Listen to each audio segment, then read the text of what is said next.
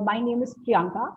Today I am representing WICI, which is Women's Chamber of Commerce and Industry, and a special committee in it, West Bengal Sustainable Business Council. The aim of this council is to bring about fundamental changes in government policies, laws and incentives, and empower the ease of doing sustainable businesses.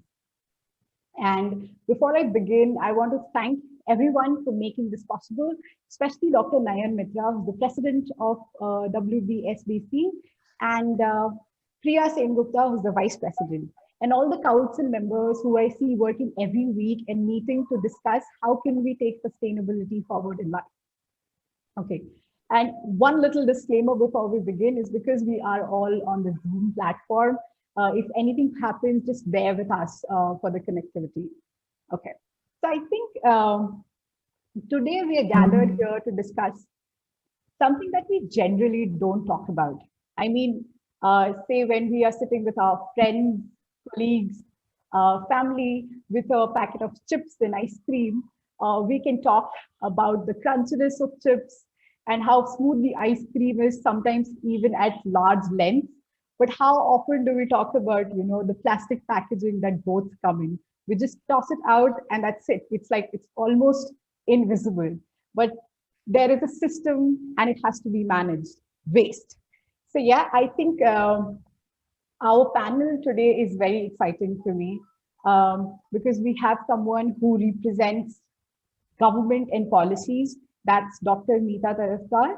Thank you for joining us. She is the chief scientist and head. Yeah, hi, Dr. Tarafkar.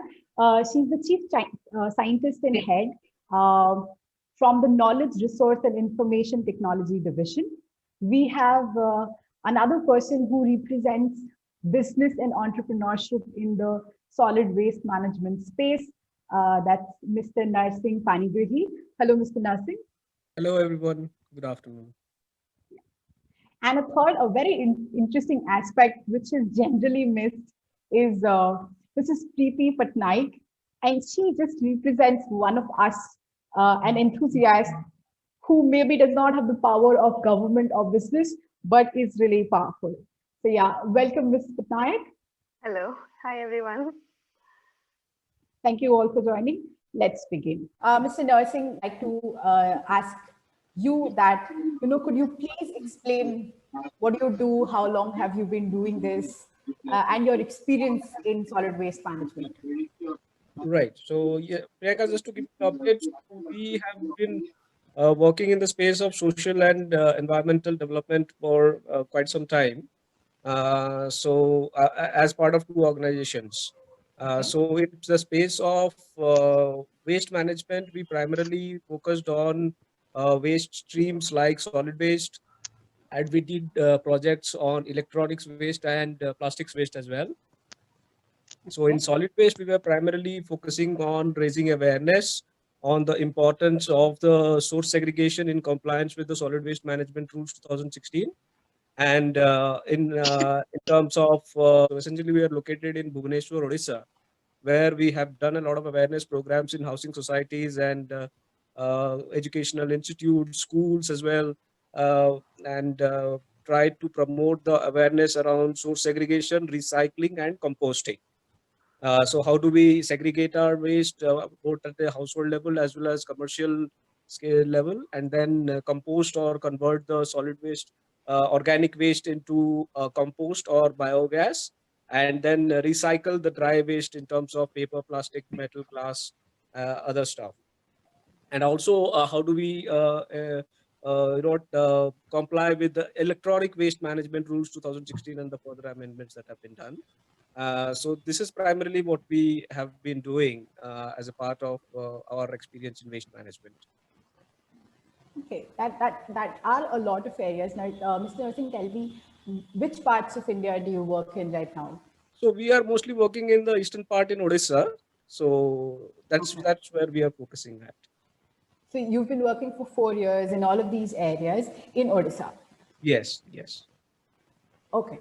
So yeah, the next question I'd like to ask you is, what in the 4 years, how have you seen people change, their behaviors change? Have you seen more involvement or Have you seen that the amount of waste has increased? What has been your experience?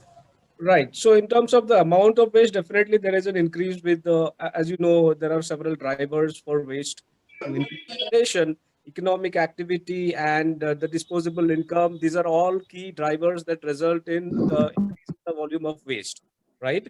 And there, and pre-COVID, post-COVID, you will definitely see that with the prevalence of digital education and digital work and all of it, there will be a lot of focus on electronic waste going forward as well. So waste as as an end result of our consumption will definitely keep on increasing as consumption increases further. And definitely this calls for sustainable practices in terms of dealing with them in compliance with the various legislations. In terms of solid waste, the awareness around segregation is definitely higher in the southern part, the western part, or northern parts of the country. But in eastern part, it's still at a very nascent stage at a citizen level. So the citizen awareness is definitely not as expected or as someone would expect. So over the last 4 years, obviously post COVID, things have for waste as a subject has not got a lot of focus. But pre-COVID, there was definitely a lot of focus, especially in Odisha, wherein even in Gram Panchayats, there were segregation happening through mass awareness programs, IEC activities from the government. There were a lot of uh, awareness programs by various municipal corporations as well. So those kind of activities were happening. So the awareness activities definitely have picked up, but that has that translated into a behavioral change? That is something that is definitely not requires a little bit more action, so to say. So that is precisely how it is happening. But in terms of awareness, there is still a lot of active awareness to be done, as well as action to be taken on the ground post this awareness. Yeah, so I agree with you, but I think with that, we'd like to go to the citizen representation here. And Preeti, I'd like to ask you, we want to say that, yeah, a lot of what Mr. Nursing is saying is true, but you've been doing a lot of work, I know. Please tell us from very basic, how you started and what is the work that you do. Actually, thanks to Mr. Narsinga's contribution, I moved to Bhubaneswar in 2017. But this gated community that I live in started in 2016. And at that time, I think Mr. Narsinga's company was also new. It was a startup. And there were a lot of young, aware residents in the colony because they had moved in from different parts of India. So it was a very cosmopolitan feel. So they had a lot of good ideas. One of the ladies was Mrs. Swagatika Bishnoi. She and Narsinga, I think they were the initial drivers for this, wherein it was a new society with around 700 flats. At that time, it was 450 flats. So it was something that they could actually start from the grassroots. So they were the actual initial drivers of the waste recycling within the society. So it was quite uphill for them because they had two different laterals to work with the residents and also the people who are going to be working with the segregation, because the mindset was very different. It was just like fill everything in, the tractor comes, it goes to the landfill. I think that was what was basically the modus operandi, and it is still there in some parts of the city, though it has changed much from then. So they had to actually educate, come up with systems, and it's 4 years now, and today we can say we are a community that is very, very aware of our waste segregation, and our wet waste gets segregated, and they have installed composters on top thanks to Mr. Narsinga's inputs. So we make our own compost, and the dry waste gets segregated, it's sold, so we get an income from that. And then the only aspect is the other waste that is undefinable. It still gets collected in tractors and goes to a landfill mostly because connected to the municipality. being on the outskirts of town. So we come under the panchayat. So that is a kind of a piece of the puzzle that needs to fit in, because being such a big community of about 600 families living here, and actually there are three more communities within the area, and high income, high waste generation.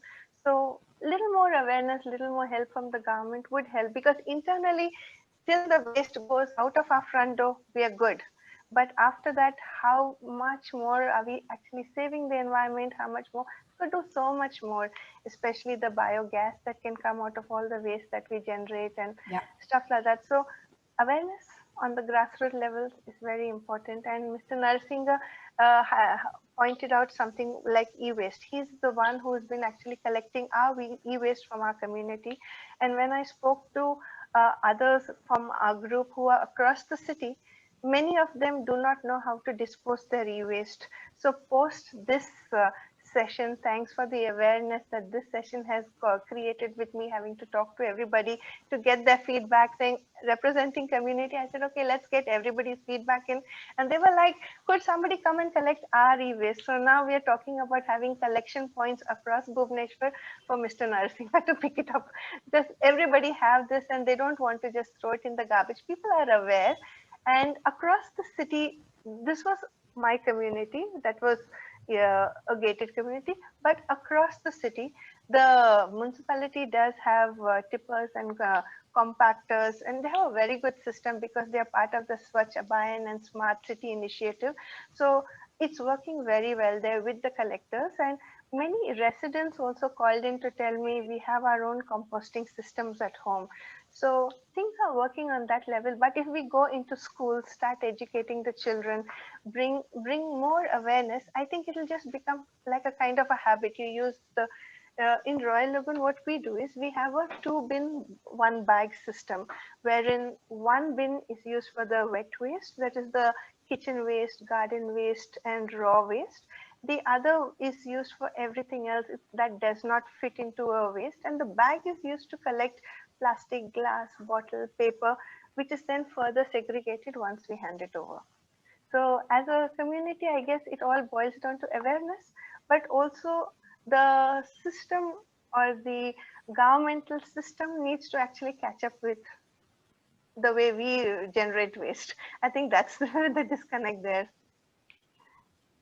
Thank you for telling all of Preeti, it is very exciting for me to hear that there are, say, 600 families and all of them are collaborating in this, and the waste is being managed really well.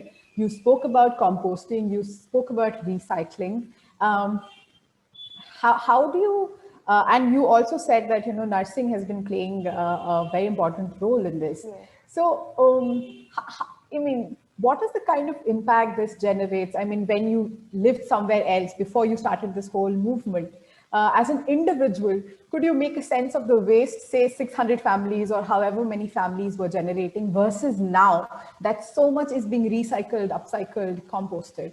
So what difference can you see as a community? Okay, I've lived across India and out of India too. But in the south, basically, I'm from the south. We do have a little more advanced systems because the municipalities are very strong in major cities like Bangalore and Hyderabad.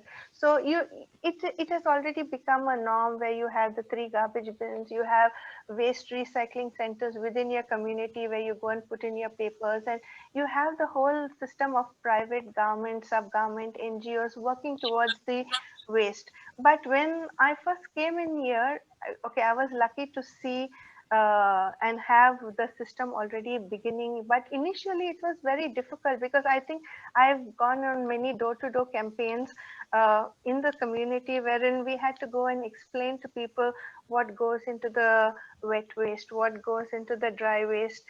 And it was mainly a mindset and a cultural aspect that had to be overcome, because over here, okay, this is what one of the volunteers who were in the initial thing, that was Colonel Ajay Behra, he was the coordinator. He joined them as a coordinator, and he told me, he put the whole thing and was driving it together with everyone.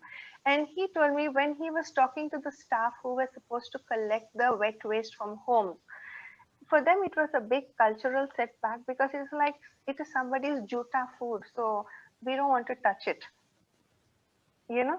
So it, Right. we had to like Right. explain to them, but this is what will make good compost. And they were given gloves, they were given safety wear to handle it, and all that was taken care of. But still it was a mindset change for them to accept that, okay, I'm taking everybody's leftover food and taking it to the compost. So that was one aspect that they overcame with time. And second, it was educating the residents on the need for composting. So there were a lot of drives within the community where there were competitions for children, where there were elocution or speeches on special days like Independence Day. So children would say, we would ask them to draw something. So the awareness at every level was what drove it to reach this level today at and also there were a little bit of fines, there were a little bit of incentives, everybody were given green buckets.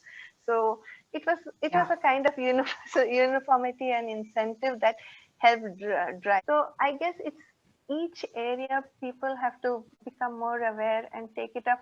If it's citizen driven, it works because you're taking responsibility for it. And I think this worked because the community came together to work it. It wasn't an Yeah, I individual. think that if it is citizen driven, it works because It it is. is, in a sense, that everything has to be set up. The government has to help, businesses have to help. But after all, it is the responsibility of each and every person to ensure that I utilize these things It's and our waste. manage the waste True. properly. Thank you so much, Preeti. Welcome. Yes, Dr. Tarasar, please tell us a little bit quickly, maybe, what is your relationship with waste and waste management? Actually, the solid waste management, like the e-waste, right now, Preeti was talking about electronic waste. And my area is electronic waste management in National Metallurgical Laboratory. I am a scientist in National Metallurgical Laboratory, and their focus area is recycling of electronic waste. Means from the electronic waste, you can get valuable metals, like you can get gold, you can get silver, you can get many rare earth materials which is not easily available.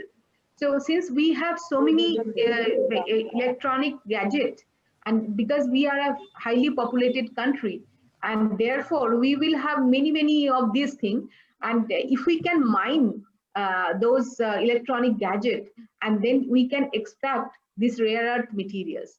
Now the thing is, even if you mine it in a regular mining process, you will get more rare earth materials from the urban mining process than the regular mining process. In many of the cases, the deposit is not there in our country.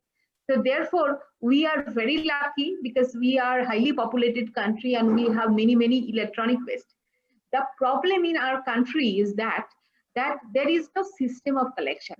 Okay, like the system of collection, and other thing is the mindset you are talking about, where we really do not get rid of our electronic waste. We think that it will be useful later. In fact, see, I am also very much conscious about electronics waste, because although I forgot to throw two of my mobile phones, still it is with me.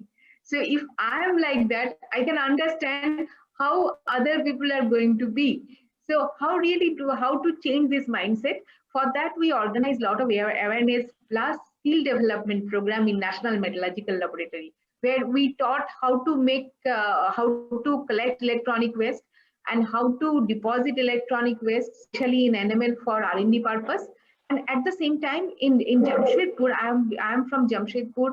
The Tata Steel also started e-waste collection center. So things are picking up, but not in that scale. And there are a lot of electronic waste recycling technology. We have our industrial partners who are there in Mumbai and many other places. But in Eastern India, that there are not many e-waste recycling companies. We only collect electronic waste and give it to the recycler who are there in maybe in Mumbai, in Bangalore, or maybe some other place. So we need to establish e-waste recycling companies here. That is about electronic waste recycling, and we regularly organize programs, skill development program, training program, making innovative products out of electronic waste. We do make innovative products out of electronic waste. So those are the things we do. In addition to electronic waste, the solid waste management, means what I mean to say, solid waste means biodegradable waste and non-biodegradable waste, not hazardous waste. Electronic waste is called hazardous waste. So when we are talking about, say, biodegradable waste, so how do you manage the biodegradable waste? Now, one thing I was going through, Priyanka, you told me about the government policy, and I was going through some of the literature about the government policy, the MSW, Municipal Solid Waste Management Rule, that there a lot of issues were addressed. One issue is segregation at source. Many things are mentioned in those like rules, but one thing it failed to address is distribution of waste management process. Because what I feel, when there are two schools of thought. One school says that waste management should be done in a central processing system, like all the things come in one place, then you will be getting value out. Belongs to the second group, where I believe the waste management should follow the distributed process, where I will try to kill my waste and in my home itself. So therefore, my biodegradable waste should not go out from my home. Only non-biodegradable waste, which I cannot recycle, I will find out a process by which the recyclable waste should go to the proper place. So thank you, Priyanka. Thank you, Dr. Tarafar. I think one of the most interesting things that you said was that, I really liked how you said that from our e-waste, we can make and so many rare metals, and you said gold and silver. This is something that I did not know about, though I have been following waste management in my personal life. So I think this is very exciting, and people have to be made aware about these things. So yeah, again, thankfully we're all here and talking about this. So thank you for saying that. And I also think you raised a very important question about centralizing of waste, or, decentralizing it, distributing it, having it that systems. But yeah, one of the things in solid waste management is, how can we not have this much waste? How can we cut it down just at our home? Like, I am somebody who does not have a municipal compost, so I compost my food waste at home. I started last year. So I think if everybody could do that, it's not very tricky. It's just in the mindset that, once you start, it's really a regular daily thing. It takes 5 minutes. So yeah, I also agree with you on the decentralized aspect. Another thing I want to say is I'm seeing a very interesting conversation going in the chat. So if you guys have any question, please put that down, and we'd definitely like to talk about. And if we have some time, I'd like to go through some of the comments in the chat as well. But nursing back and ask him a little bit more about, the e-waste management that Dr. Tarafar talked. Even I think, I have not had the opportunity to throw a phone or a laptop in the last 2 years. So I don't know much about the space. Can you tell us a little more about, how can we manage e-waste better? Because like you said, Right. because of the whole pandemic, everybody sort of has a laptop or phone, or if they didn't, they have bought. So how can we manage it better from now on? So essentially, electronics waste would be as per the legislation, e-waste management rules 2016, which further got amended in 2018. The management of electronics waste is to be done by producer responsibility organization under the extended producer responsibility program. Meaning the producers of all the electronics gadgets, that includes all the big brands, whoever has a product in India, are selling their digital products in India, they need to have an extended producer responsibility or a take back program, under which they are supposed to collect the e-waste back from the society post its usage and destruction, and channelize it to authorized recyclers. So the recyclers are either authorized. So there are three systems. Either it can go to an authorized recycler, or an authorized dismantler, or an authorized refurbisher. So refurbishers are people who refurbish the gadgets and sell it back, put it back into the market.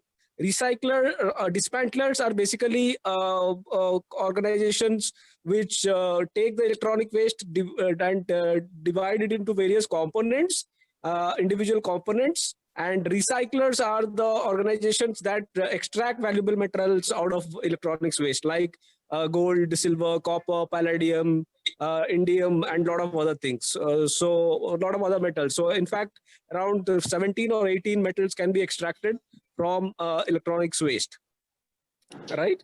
So so that's more or less how it should be managed in India. So right now there is already a network of collection centers being set up by the producer responsibility organizations across the country. So they are setting up their institutions to take back to primarily first generate awareness around the electronics waste and the regulatory compliances and the need to have a systematic collection system, and to collect it back and channelize it to the authorized dismantlers or recyclers, and set up the required logistics framework, the required supply chain, reverse supply chain management systems, the compliances requirements. All of it comes under the purview of the producers of the electronic gadgets.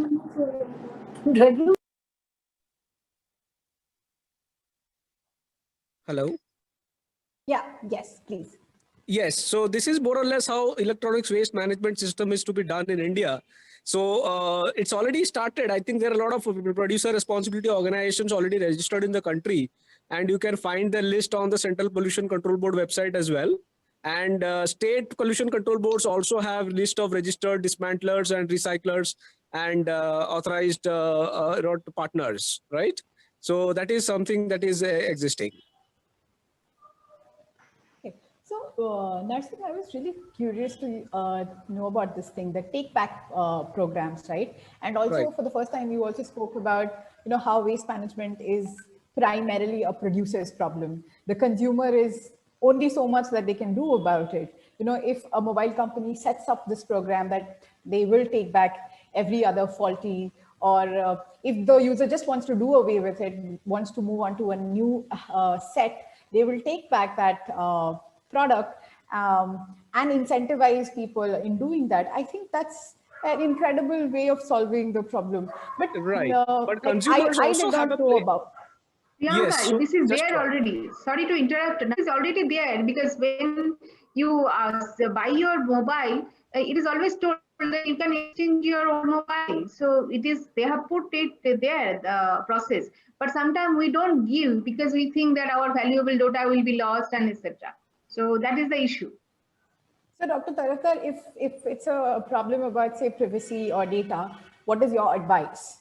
That delete everything and then give the set back to the shopkeeper. Is that what we need to keep in mind? No. Yeah, this is actually the whenever the people come, they destroy the data. There is a system of reformatting your mobile, so that Factory is there. reset. So Yeah, resetting the mobile, and in fact, sometimes when they collect your mobile, they show that they are reformatting it.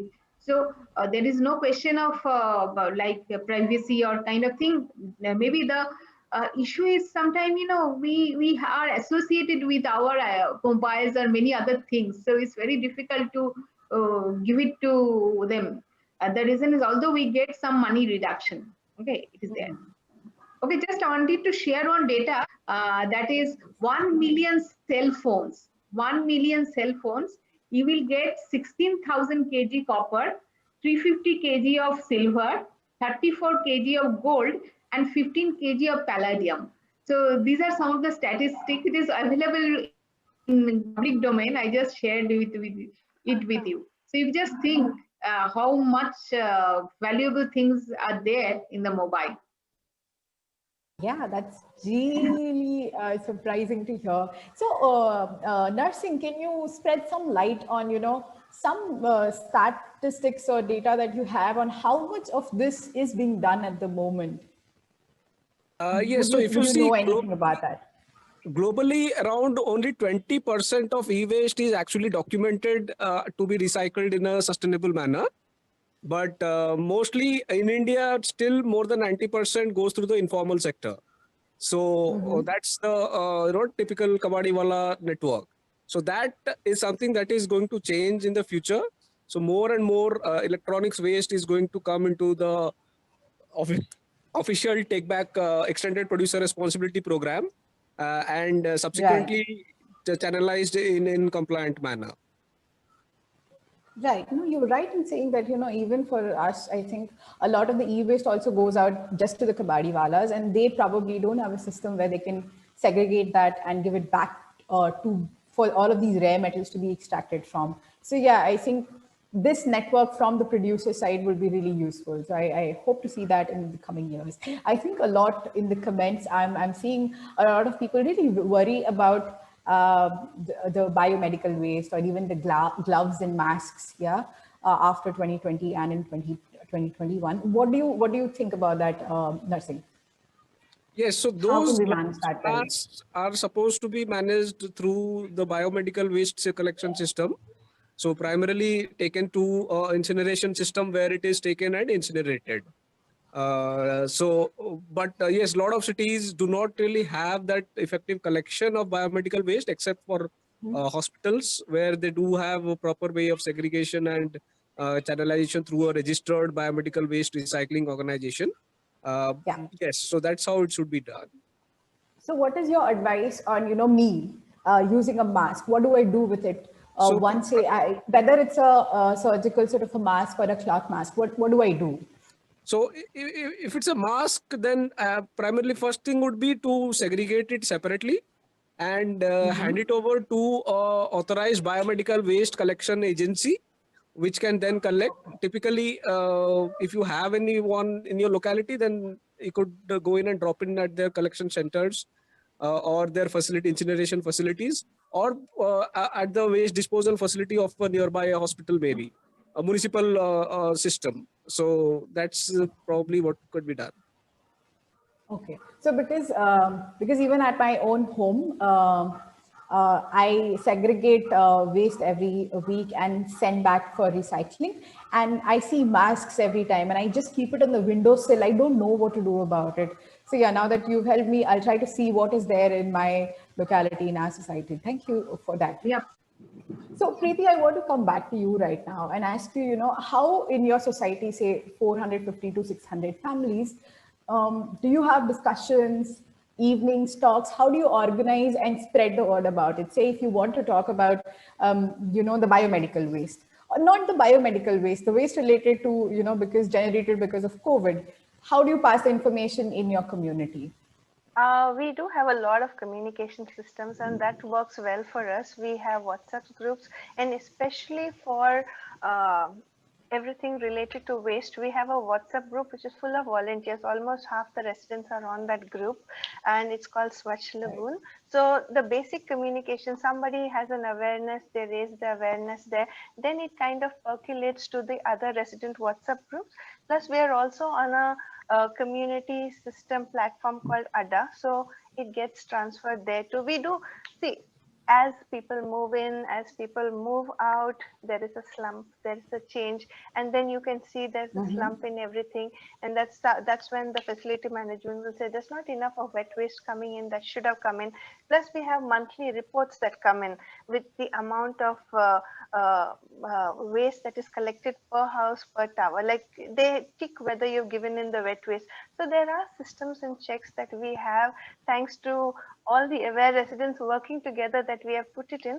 And when we do have that slump, then we have another awareness campaign. We look where the problem is.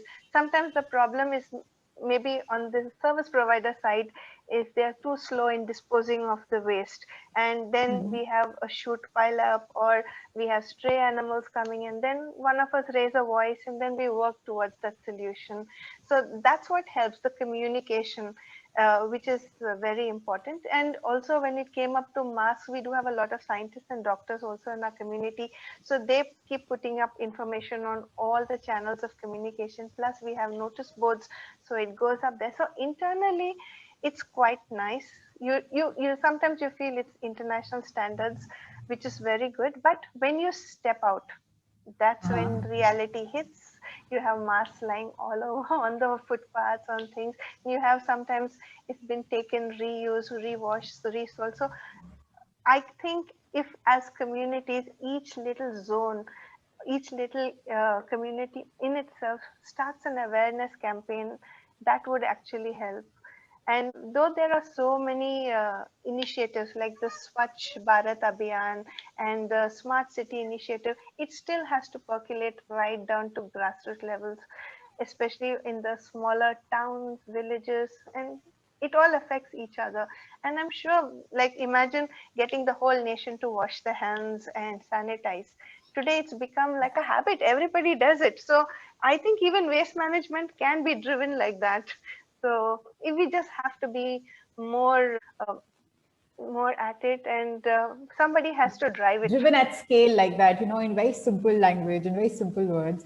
And Yeah, I think one, it starts in the home. Yes, Yeah. if the mother is like a nag at a waist, I think then it kind of goes, because in school you have the teachers, then in offices. Yeah. I think it's just little systems that if we set in, because it takes 19 days to set a habit, but just one day to Yeah. let it go. on that aspect, you know, it's very important. Something I want to ask all three of you is, in implementation of something, we always hear about, you know, penalize or, you know, reprimand somebody, put some fee on people, you know, to implement a habit. And on the second hand side, on the other hand, we see incentivize people. Correct. So I want to hear this from all three of you. What do you, in your personal capacities, think helps, you know, waste management? Do we need to penalize people, or do we need to incentivize them? And just give me examples of either that you've seen in your own lives. Please go ahead. Yes. So what I would say is that incentivizing would not be possible for all kinds of waste streams, right? Because not all kinds of waste streams have value in it. So those waste streams which have value in it, they can be incentivized. You can incentivize some by giving coupons, like electronics waste, right? That has some value can be extracted from this waste. So you can incentivize people to give their electronics waste at shopping malls or collection centers and give them some kind of gift coupons in return, or Correct. some particular value for in lieu of their waste. But for example, solid waste is a negative value, right? You have to spend money to manage it. So there you cannot incentivize somebody to collect their solid waste. So there other kind of system. So their user fee model will work, where users are charged a fee for disposal of their solid waste. Right? For plastics and electronics waste, yes, some sort of incentive model could be done. But for other waste streams, definitely it's a consumer's responsibility to bear the cost of the waste collection and management, because otherwise it will not be sustainable. Yes, Narsimha, I also support you. I would like to add this point that we should feel that our waste is our responsibility. My waste, my responsibility. And if I do not see this thing in that light, it is going to be very difficult to implement the waste management process. Other thing that I feel that in India, we do not like to think about waste. We can buy new things for ourselves. We can buy new things, but how we are going to manage our waste, we hardly think about it. We do not pay attention. In fact, if you see our community structure, the people who are least respected, who are the waste collector, we put them in the bottom of the society. Okay, and this is the kind of attitude we have towards waste. I will tell you, in one discussion I was having, that is, people are saying that because of COVID, that we are following social distancing, and it is a kind of untouchability. That thing came up, and people are saying that's why we would not touch people who handle waste. So that guy was telling that we do not touch people, we do not touch Muchi Mathur ke amra touch kori na, because they are handling waste. Okay. Then I ask a simple question. Do you touch a doctor? Doctor also handles all these germ infected people, but we don't have any problem. So the problem is where, you know, the money, because the people who handle waste, they earn least amount of money. If you can increase possibly the money part, okay, if they can earn also money like a doctor or have some kind of social prestige, possibly we'll pay more attention to waste. Okay, we do not give right now.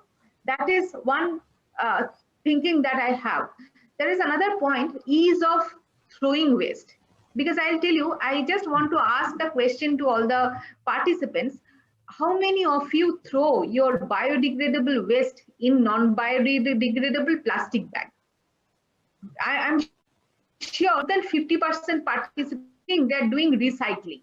But the issue is, if you clearly that the biodegradable waste, your wet waste, you are carrying in plastic bag and you are throwing.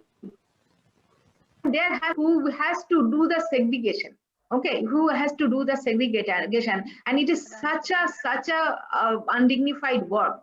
And I know 50% of the people, or more than 50% of the people, they follow this horrible practice. So therefore, we need to have some system which is called, either you do not use any bag for throwing wet garbage, and if you use any bag, use a biodegradable bag. This was a very good point that you rose up, and somebody's really honest, that person, right? But I frankly do that, and I think subconsciously a lot of us do that. So yeah, I think there are very small things which have a huge impact later on, and it's because we can't see that in front of our eyes. It's because we don't do anything about it. So I think the most important thing is to have conversation. What I understood from all the discussions is, if you initiate conversation, I think Preeti was summarizing it really well. Because of this one event, a lot of people started talking to her, telling her their problems, telling her their solutions. So I think, yeah, the more you talk about it, the more you make it part of your conversation. Like when I said I began, when we are eating chips and ice cream, we don't talk about the packets. How about, actually talking about it and doing an action? Somebody else throws a chips packet and you raise it and maybe question or ask.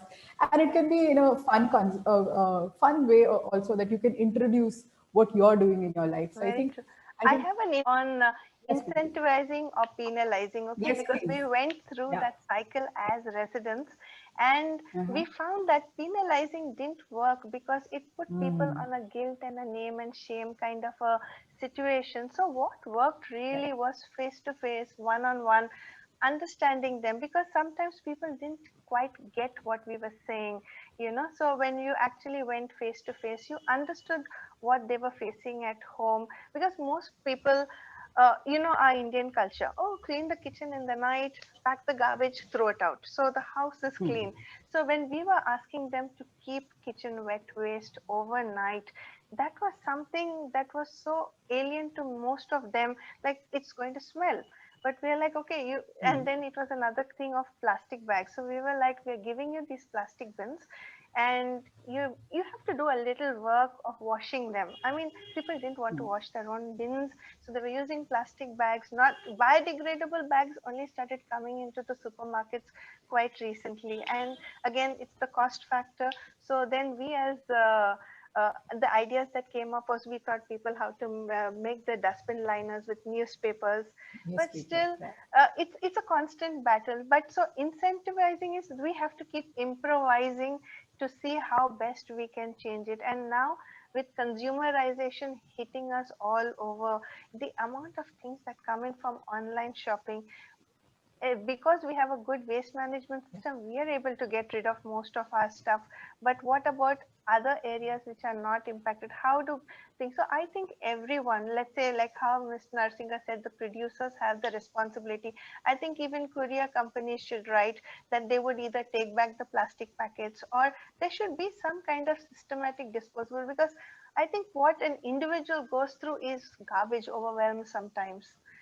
What do we do with everything? So the easiest thing is to dump it all and throw it out, but that's not helping anyone. So I think when you spend a lot of money for advertising, spend a little for reclaiming your waste and educating people down the line.